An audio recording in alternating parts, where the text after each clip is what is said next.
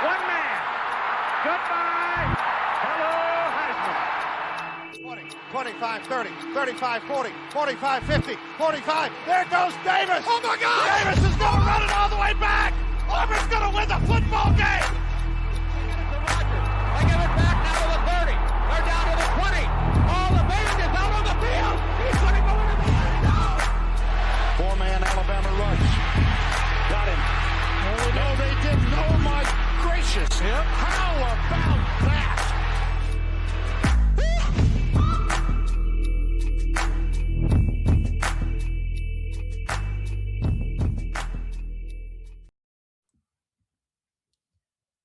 Well, ladies and gentlemen, the Indiana Hoosiers are 16-0 and the national champions for the 2025-2026 season with Trey Reeves, Garrett Turney. I'm Mitch Mason. Gentlemen, what a game that we just got to enjoy. An absolute classic. The Indiana Hoosiers win 27-21 over the Miami Hurricanes. They complete the first 16-0 season in all of college football. I'm at a loss, honestly, for where to start. That game delivered in so many different ways. We got so many different storylines and pieces of history from this game. I think if I could sum it up in just one sentence, college football is the best. It delivered tonight, and I could not be more thrilled for what we got to watch, obviously culminating in the Hoosiers' first ever national championship.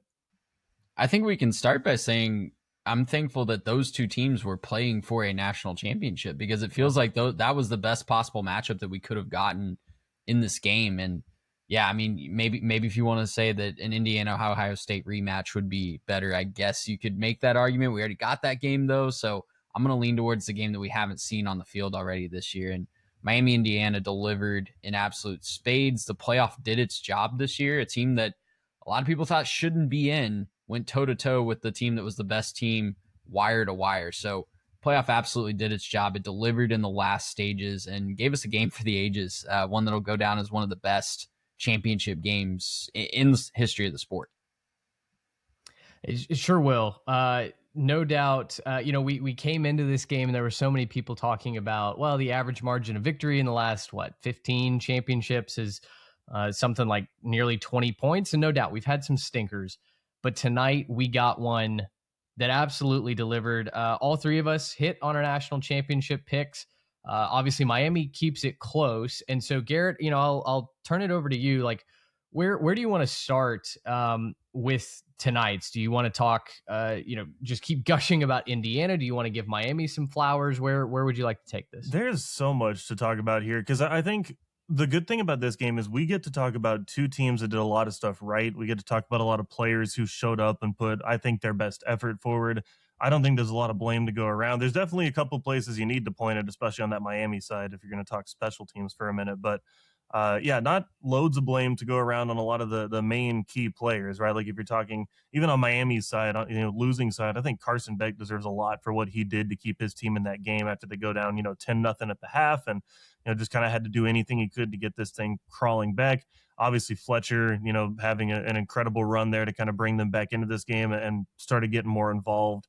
I still think Malachi Toney had a big impact on that game. So even though obviously Miami doesn't come up on the right side of this one, I think their guys should hold their heads high, knowing that they played a heck of a game and were, underthrown ball away and maybe a couple more plays away from really putting this one, completely flipping the table on this one, because the second half belonged to Miami outside of maybe one or two drives. They outgained Indiana by a whole lot and really did a good job playing. So that can be said doubly as much on the other side for Indiana.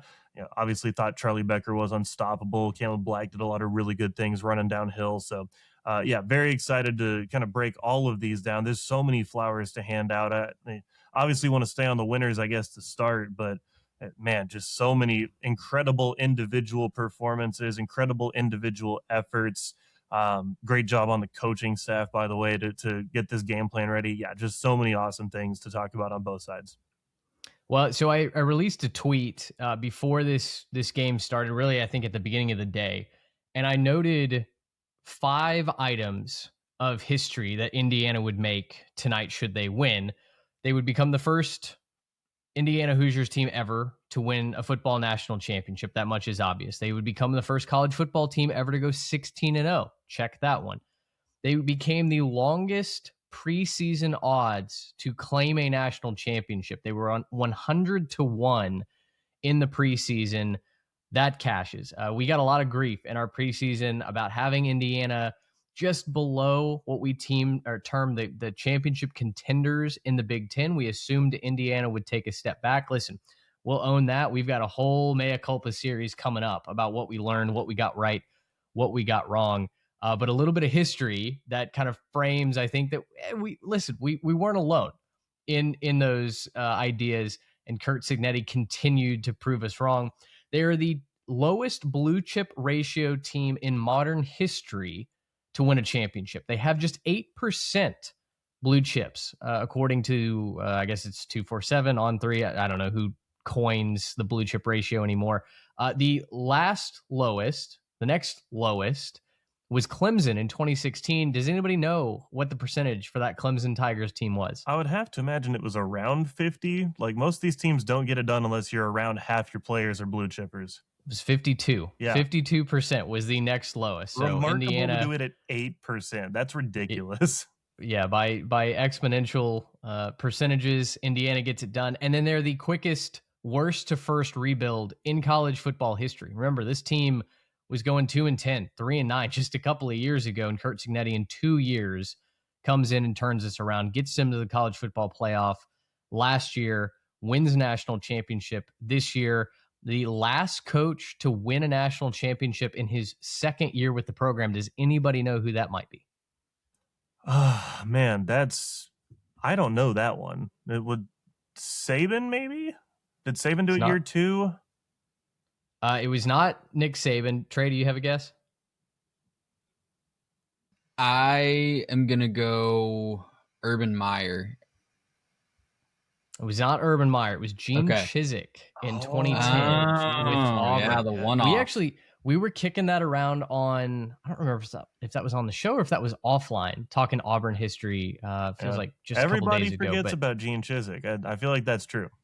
It's kind of what he entered the scene, won a championship, and has enjoyed a network TV job ever since. So anyway, all of that to say, quite a bit of history that has been accomplished here tonight, and could not be more proud of what Indiana has done. They've obviously taken care of business at every single turn. What I'd like to do, guys, is, we had an idea that Indiana might be the national champion. The odds certainly told us that was going to be the case. The game plan told us that was going to be the case. But this game turned on several different dimes, I felt like. And so I wanted to go around the room and I wanted to hear from you. What was your reason why Indiana won a national championship tonight? And Garrett, I'll start with you. For me, it's the first half defense, and that's kind of slash some really awful Miami special teams. And again, I want to kind of reiterate, I think that there's a whole lot of excitement and a whole lot of this kind of energy on both sides. I think there were a lot of amazing individual performances, right? I'm going to continue to stand on that. I think there were so many great performances individually. If you're talking about the Miami punter and the Miami kicker, I don't know that you can necessarily expand to that. The missed field goal, kind of, doinking off the upright there, followed by obviously I don't know why we're still deciding to Aussie rugby kick this thing in the year of our Lord 2026. I'm just confused as to why they decided to do that so late. It's a 10-point swing. 10 points wins Miami a championship in this one. And I don't want to just boil it down to one thing, because obviously, game script changes, and if Miami's leading at some point in time, it probably turns the intensity up on Indiana instead of just watching them run some kind of ball control, try to run the clock out type thing. There's so many different things that you can look at there. But I do want to emphasize that I don't think that this happens if Indiana's defense doesn't show up as much as they did in the first half, right? The defense for Indiana in the first half absolutely stifled Miami, did not let them get comfortable, did not let them establish the run in any way, shape, or form. Definitely had some concerns about the way that Miami was choosing to run, but it's not like they were having remarkable success play in and play out. And they just really didn't let, a lot of things start going. Like Malachi Toney had a tough time in the first half. I mean, Carson Beck, I think, only threw for like 40 something yards in the first half. And they just didn't let Miami get anything going, right? And ultimately, you start behind 10 points in the second half, you're going to lose most of those games anyways. As well as they played in the second half, it doesn't matter, right? Now, Miami's defense also came to play and did a really good job in that first half as well. I think if you're Miami and you say you're holding Indiana to just 10 points in the first half, you're probably taking that proposition most times, right? You're probably thrilled about that. But yeah, for me, it's got to be that first half defense for Indiana, right? Like that's such a good job keeping Miami completely out of rhythm, completely off their game, and forcing the issue and kind of forcing them into a script that doesn't really match with what Miami wanted to do to win this game in the first place. Yeah, I don't have the final numbers on Miami's first half versus their second half yardage total, but I do know at one point leading into that final drive for Miami, they had like 246 yards in the second half alone. Yeah. They'd completely clamped down Indiana's offense. Indiana, I believe, just converted 1/3 down the entire night. That was in the second half. It was kind of a busted coverage by Miami, a critical third down when Omar Cooper ran an arrow route. But outside of that, I felt like Corey Heatherman did an excellent job adjusting. They walked DBs up to the line of scrimmage. They pressed the wide receivers. And ultimately, the Hoosier receivers ended up getting enough separation. We'll talk about that in just a second to ultimately deliver this national championship. But I thought it was a Herculean effort from this Miami defense, and certainly put that result in doubt late in the third and all throughout the fourth quarter as well. Trey, Indiana, in your mind, won this national championship because of what? I think it's the coaching and really the connection between Curt Cignetti and his quarterback, Fernando Mendoza, and just him having confidence that his Heisman-winning quarterback could go out with the game on the line when they knew they needed a touchdown. If they kick a field goal on that drive where they ultimately he runs it in on the fourth down for what it ultimately became the game-winning touchdown, I think they lose the game. I think Miami finds a way to get enough points to win the game if they do not kick or if they don't punch it into the end zone there. So the stones from Cignetti to go for it on 4th and 4, just on the opponent's side of the territory, just outside of field goal range, and then call the timeout to draw up a 4th and 5 play after he sent the field goal team on late and kind of second guessed it, and then call the QB draw. So whoever, I'm guessing that's a Shanahan decision, but that play call in that moment, the coaching staff as a whole trusting their Heisman quarterback to have the ball in his hands in the biggest moment of the game, ultimately won them the game. And I think that's going to be the story for that Indiana fans look back on forever. That drive is going to go down in the annals of Hoosier football history, and rightfully so. Well, and to your point, my moment where I circled and said this is where Indiana won their championship was the first 4th down conversion, the 4th and 5 with inside 11 minutes to go. It felt like, hey, if Indiana doesn't get points out of this, there's enough momentum building that Miami defense has figured it out. The offense is running the ball. Suddenly they can flip the script and control this game and control the clock and maybe take Indiana right out of it. And Charlie Becker's circus catch, man, 0 drops on the season. A kid that was the only wide receiver, from the Indiana roster to stay when Curt Cignetti came in. Every wide receiver hit the portal, including Becker. But Cignetti said, you know what? I think you've got something. You stay, you compete, you win. And sure enough, he finishes quite literally a perfect season, guys. He did not drop a single pass this year. He had 4 catches for, I think, 65 yards tonight, 16.3 yards per catch average. It felt like every one of those came in an absolutely critical moment where Mendoza just had to rely on his most efficient wide receiver. And without that circus catch, coming back to the ball, making the catch kind of with one arm, legs akimbo up in the air, I do wonder if Miami ultimately finds a way to win this national championship. But the ability for Indiana to deliver, and it didn't matter if it was Charlie Becker, if it was Kalen Black, if it was a quarterback draw from the Heisman himself. I think what was special about this Indiana team was that they showed that they could win in a variety of ways. They could absolutely boat race you and never let you back into the game, never let you breathe. Or like Iowa, Penn State, Miami, they could win a slugfight. They could win it in the trenches. They could win it when it got dirty, when it got physical, when it got tough. And they just took on the persona of their coach, where it felt like Signetti's never happy. The players aren't satisfied. They're always looking for the next opportunity to get deep into the next process. I feel like that was one of the most impressive displays that I've ever seen. LSU in 2019 might have had the firepower and just kind of the shock and awe that many people will remember as the greatest college football team of all time. But when you talk about from an X's and O's and execution standpoint, just kind of a poise, a championship poise, I think the Indiana Hoosiers may be the most worthy team that we've ever seen of that mantle. Well, and another note on that, Charlie Becker, as I'm watching him give a nice smooch to the national championship trophy over here on the third monitor. But I'm just so impressed with, again, the physicality on some of those catches, right? Like you were talking about them being tough and all that.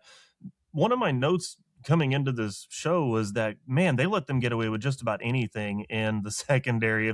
If they weren't like pulling out a knife and stabbing a guy, they were pretty much like, yeah, it's clean, we'll let him play. And to watch that, I mean, look, on the 4th and 5, the catch that he has to make to, kind of go backwards and, kind of come down to that one. And then he had the other one, I think, where he was like getting draped on and everything else, to not just have the concentration, the skills, the hands, but also the toughness to fight through a lot of contact, which really probably should have gotten called. Maybe if he doesn't come down with it in that key spot, it does get called. We don't know. But to come down with the ball like that, to continue to extend drives when not a lot was working and they were kind of behind the sticks and they're in a tough spot, it's massive for them, especially considering the amount of momentum Miami had at that point, right? It's a huge play on a huge stage, and he should absolutely get all the flowers for that one. He's, for my money, the most important player tonight for Indiana. Well, Trey, let's turn it around and let's talk a little bit about Miami. Give them a quick moment, because I was texting with a Miami fan for most of the game, and early on it felt like, yeah, I don't know that the offense is going to show up, right? The defense was ready to go from the very get-go. It did not feel like Shannon Dawson had a game plan that was going to survive first contact with the enemy, and it did not in the first half. Indiana and Bryant Hayes put on a clinic, bottling up anything that the Canes wanted to do. Carson Beck was not comfortable. He was not able to get the ball to his weapons in space. They refused to run the football, but they made the adjustments. And credit to Miami for doing that, for being willing to say, hey, you know what we're doing is not working. We've got to scrap it. We've got to go back to running the football. We had a video about Mark Fletcher being the X factor. He dang near came close to winning this game for the Hurricanes. At the very least, ran them back into it. But it feels like history will remember this Miami team as just coming up a down too short. Talk to me about what you saw from Miami, and is this a positive way to go out? Are you disappointed? Where do you fall? Yeah, I mean, I think the Mark Fletcher playoff run is definitely going to go down in history as one of the greatest of all time, because that dude put the team on his back round after round. And really, if he didn't get that long run, this might have been another Indiana laugher, right? Because that was kind of the spark that got Miami back into it. It was kind of a bust on the Indiana defense. They found the hole, and once Fletcher hit the hole, he was off and running for that long touchdown. And man, yeah, if they don't get that, it could be a completely different game. It could have definitely been over before the fourth quarter started. So hats off to him for that. But as a program, this whole run was very solidifying for Mario Cristobal. I think that his tenure up to this point, going into the postseason this year, quite frankly, had been a disappointment. He had all the talent. He hadn't been able to win the ACC. He always kept stubbing his toe in the worst possible times when a win over an inferior ACC opponent would put him right in the playoff.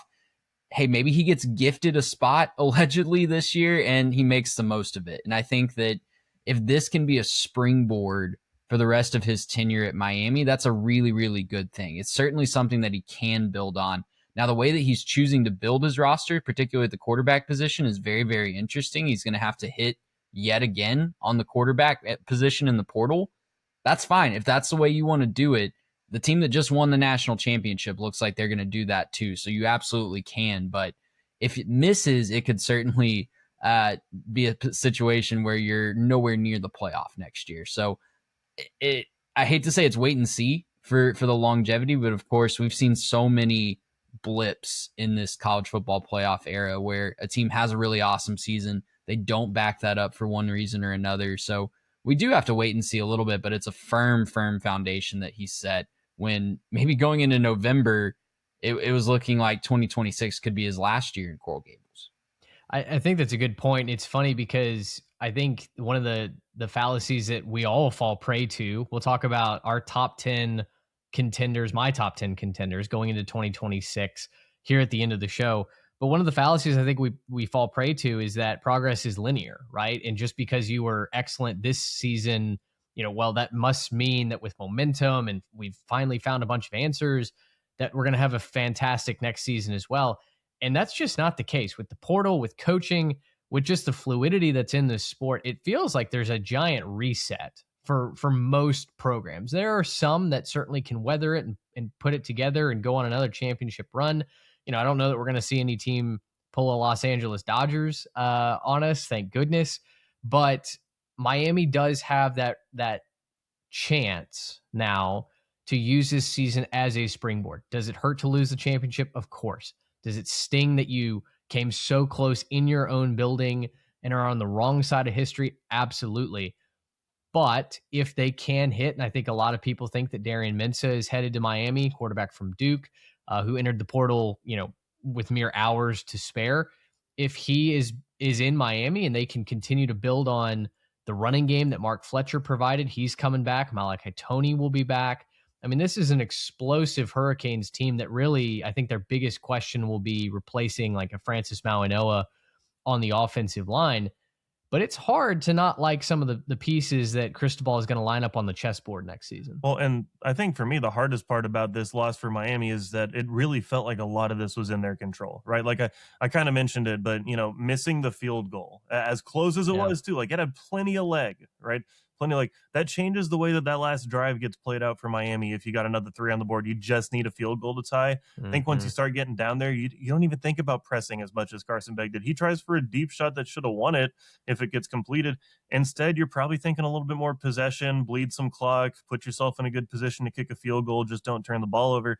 That changes it a lot. Also getting your punt blocked, that's 7 points. Yeah. If you take 7 points off the board for Indiana, that's a really big deal. That's the game. That's the difference between hoisting the trophy and not. And so, again, all of this changes the way that the rest of the game gets played out. So I'm not going to sit there and say that's the whole thing and Miami did this to themselves. They were actually the better team. I'm not saying any of that, right? I'm not going to make that case. But, man, Miami had a lot of stuff in their control. I'll tell you another one that really got me going.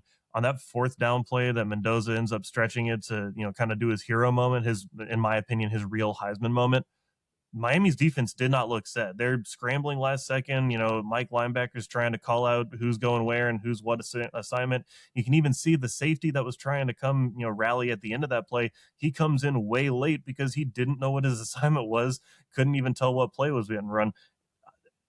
If it's me and I'm watching my guys out there scrambling like that, right as they're about to snap the ball, I've got to call a timeout if I'm Mario Cristobal. I can't let them get a good play off while I'm also not set and ready to go on defense, right? If they score, they score, and you have one less timeout, it is what it is, right?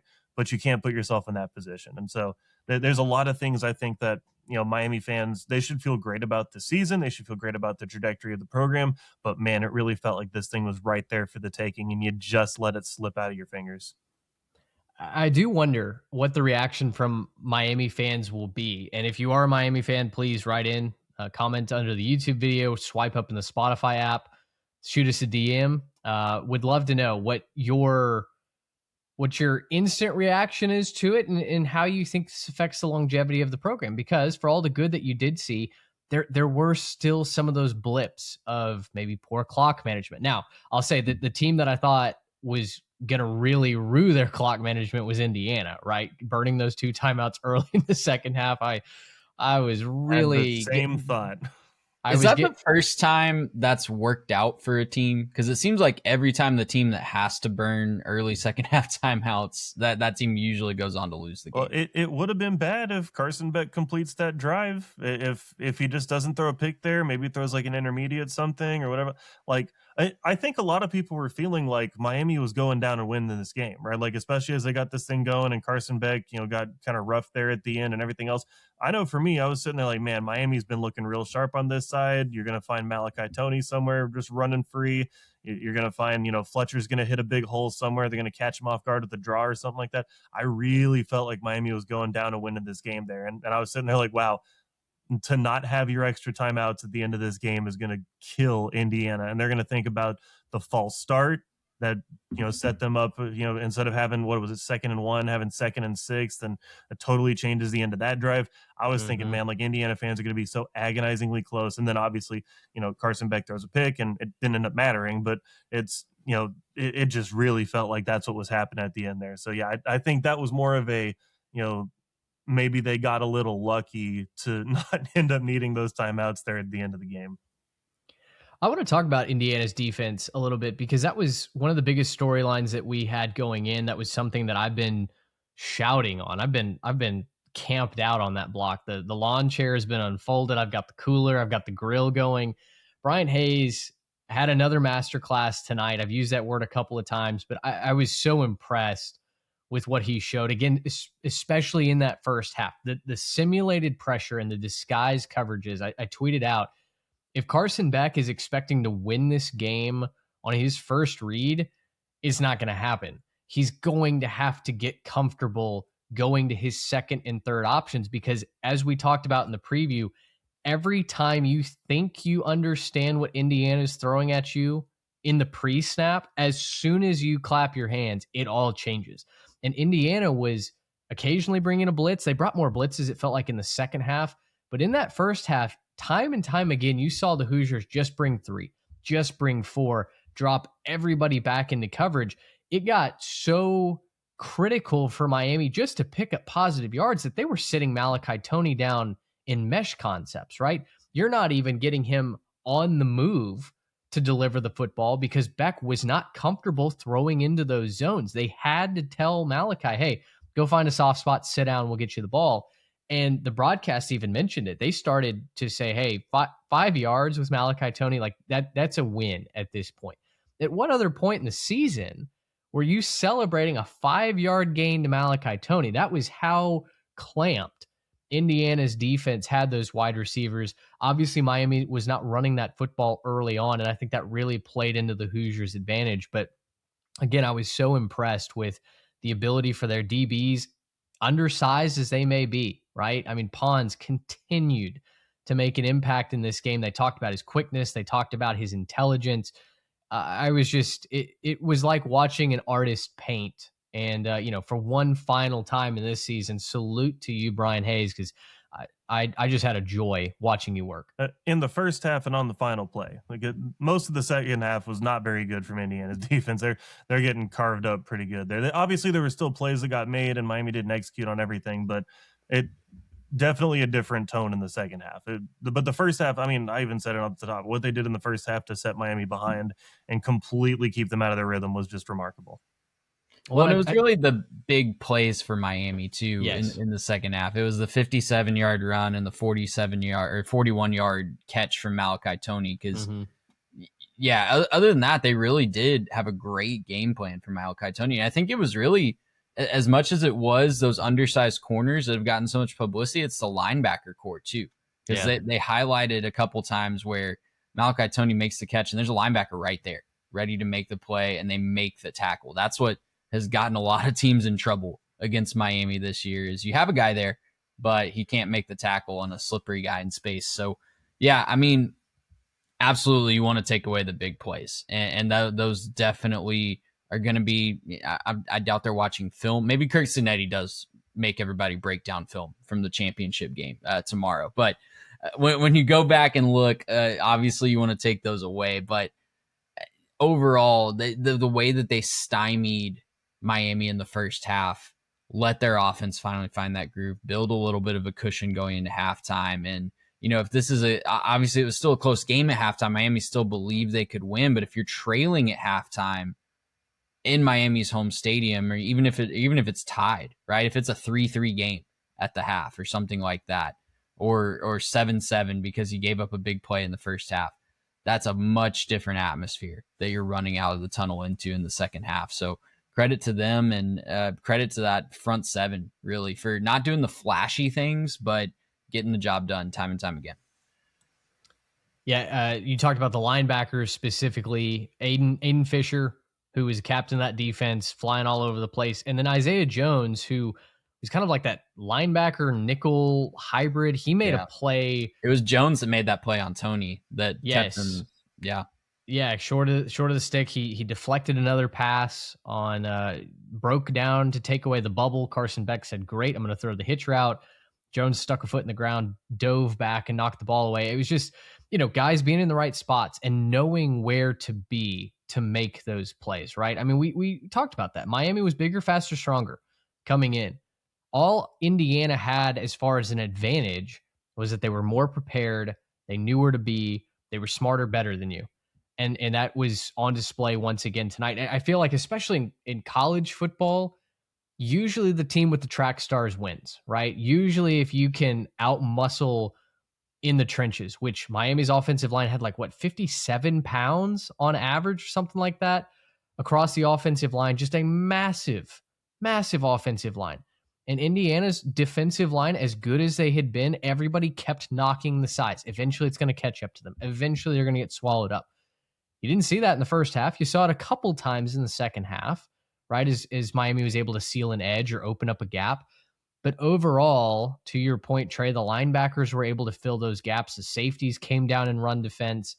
And it felt like the secondary knew what Carson Beck was going to do even before he did. And so I think, again, that's just a credit to the preparedness, know thine enemy, right? I mean, the art of war, lesson number 1. And I feel like the Indiana Hoosiers were kind of the poster boy for that all game long. Last quality I want to get to from this game, and then we'll look forward into 2026 and put a bow on year 4 of the show. The physicality in this game. We've talked about it throughout. This was just a fun game. I mean, you talk about just something that's going to stick with me for the next 8 months, however long we have to get by with. The pads popping.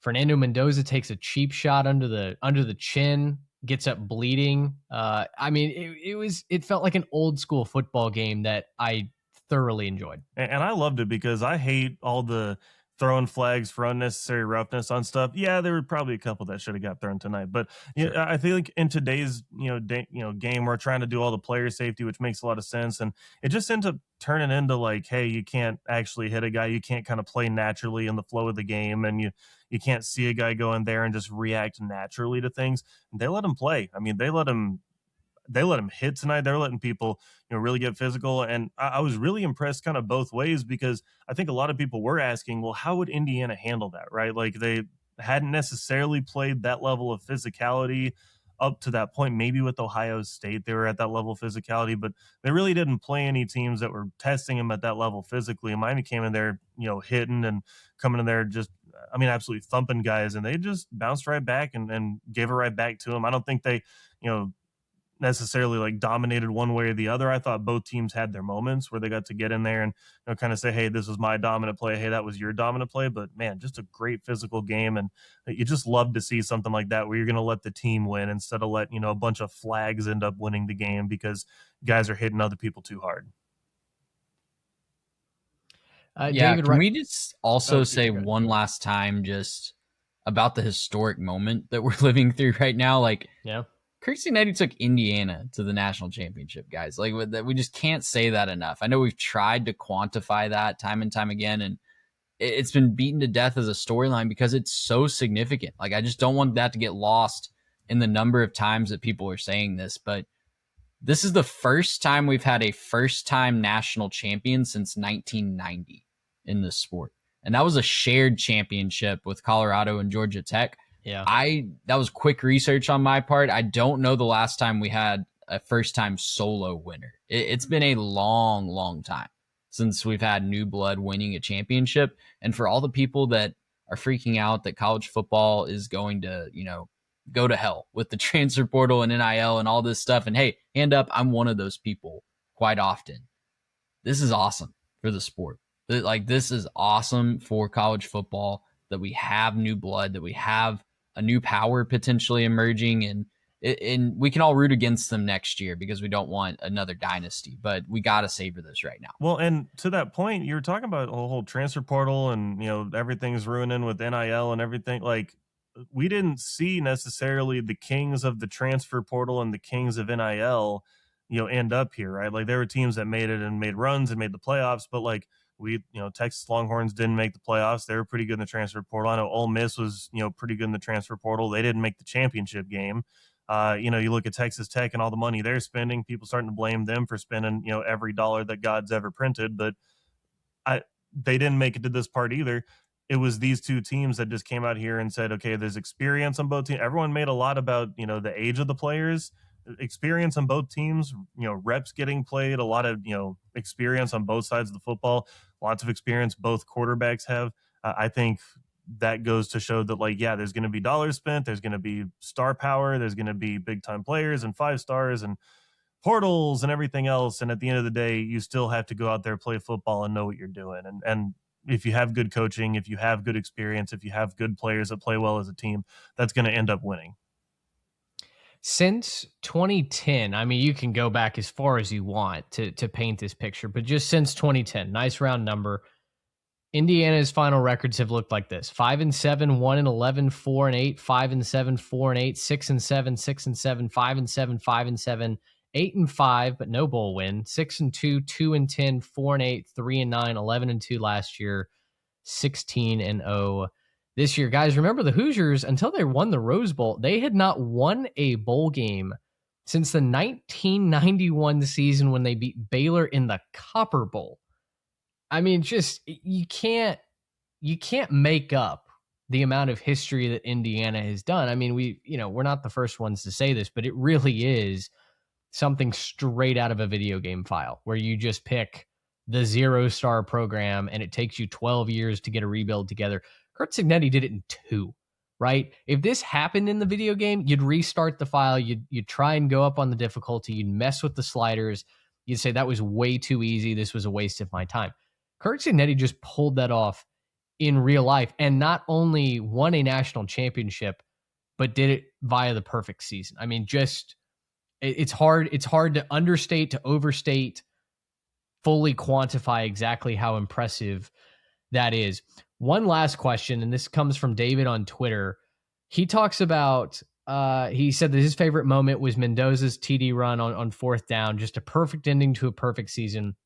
He says his team is Liberty, but he takes great satisfaction tonight because he partially feels like a G5 team just won it all. We talked about the blue chip ratio. We talked about the transfer portal and how quickly this was accomplished, right? From Curt Cignetti coming over from James Madison. Trey, I know you guys are going to get into this topic more when you talk about the transfer portal here in a week or so. But when it comes to refreshing the idea of how to build a championship winner in modern college football, this is the new solution, right? Take older, proven production at lower levels, cobble them together, unify them under one coaching banner, one identity, one whatever it is. And suddenly that stacks up with all the 4 and 5 stars that Ohio State and Texas and Oregon can throw at you. Yeah, and I think as long as you have elite quarterback play to go with that, and they picked up a quarter, I don't want to miss that part of it, right? Because it's fun to say, yeah, we've got the ragtag bunch of guys that are maybe a little undersized, but they just play really hard. You also had a Heisman winning quarterback, and that's a nice little piece to add to the puzzle there. So, yeah, I mean, if you can build around a guy like Fernando Mendoza, and that I don't want to sell the Indiana staff short, because Fernando Mendoza certainly was not going to be the number 1 overall pick in the NFL draft prior to this year, especially if he stayed at Cal. But he was a guy that everybody wanted in the portal, and he had flashed a lot of potential out when he was at Cal. So I don't know that it's necessarily going to be a blueprint that everybody can copy. Like, Indiana's going to try to do the same thing next year. They have the number 1 portal class last time I checked. They've got Hoover coming up from TCU to be the veteran quarterback presence that they can fit into the system. So, yeah, I mean, they're going to try to replicate it themselves. Is it going to work again next year? I don't know. That's the magic of the portal. right? You could go all in, you could have the best portal class, and it still might not lead to a national championship. But this year it was all the right pieces at all the right time. And I think what a lot of people are missing, though, that think they can do this in 1 year, a lot of those guys were on the team last year and they got a taste of success and they got a year in the system with Signetti, or they were with him at James Madison. So this is not just a 1 year patchwork solution. Those were guys that got a ton of reps last year. They got better and better, and then they were ready to be monsters this year. It's a good point. It's a good point. Development is key. Clashes maybe with some stances and some strategies that we're seeing some front offices at big time college programs take. We'll have plenty of time to talk about all of that in our offseason content series that gets rolling right after we finish up recording here. I've got an interview with an NIL agent, Zach Cardenas, coming up this next week. That'll drop and hit your feed soon. So, we're certainly not going anywhere. We've got a lot of content, as my phone is telling me. It's happening all around us, and we're going to make sure that we keep up with it. Guys, last thing before we get out of here tonight, I teased it off the top. Wanted to get your reaction to my top 10 early contenders list for 2026. Trey, I think you've got the graphic queued up. If you're watching on YouTube or Twitter live stream right now, we appreciate you hanging out. Trey's going to throw that up there for you. If you're on the podcast side, my top 10 championship contenders for 2026 look like this. Indiana comes in at number 1. You talk about what they've done in the portal. They might have put together kind of the Moneyball squad, right? Evaluated talent better than everybody else. Well, now they're adding the star talent to that. Josh Hoover's coming in. They've got edge rushers coming in. They've got a bunch of really fun weapons on the offensive side. They're going to join Josh Hoover. It feels like Kirk Signetti is going to reload and try and run it back in 2026. The Ohio State Buckeyes, I've got at number 2. Georgia leads the SEC. They come in at number 3. The Oregon Ducks, a team that I think may be poised to get it all done, they come in at number 4 as Dante Moore returns. Texas Tech and Miami are 5 and 6. I've got the Notre Dame Fighting Irish in the top 10. They're 7th on my list. Texas Longhorns and the Texas A&M Aggies come in at 8 and 9. And then I've got the LSU Tigers in at number 10. The other lists that I've seen thrown around, LSU's a little bit lower on some of those lists. And listen, it's been, kind of fun to enjoy LSU falling into the ranks of the non-essential this season. But you do have to acknowledge that what Lane Kiffin has done through the portal, he's rebuilt that quarterback room. The offensive line should be much better this year, hopefully healthier as well. It feels like the Bayou Bengals might be dangerous in 2026. So don't have to get into this, in a super long-winded fashion, but just initial thoughts from you guys as we start to look forward to next season.